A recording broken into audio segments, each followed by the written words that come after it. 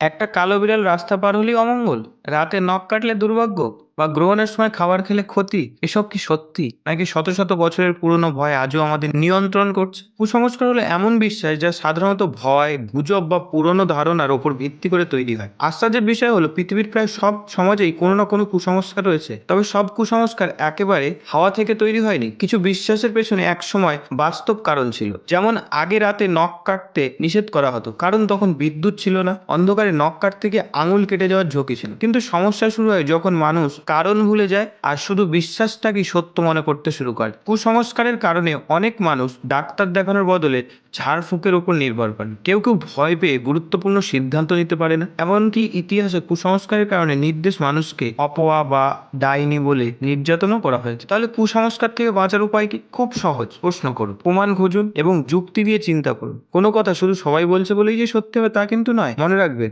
ভয় কুসংস্কার তৈরি করে আর জ্ঞান থেকেই ভয়কে দূর করে দেয়। তাই কুসংস্কার থেকে সতর্ক থাকুন। আপনি যদি ছোটবেলার কোনো একটি কুসংস্কারকে চিরতরে পৃথিবী থেকে মুছে দিতে পারতেন, তাহলে কোনটি মুছে দেওয়ার জন্য চেষ্টা করতেন? কমেন্টে জানান।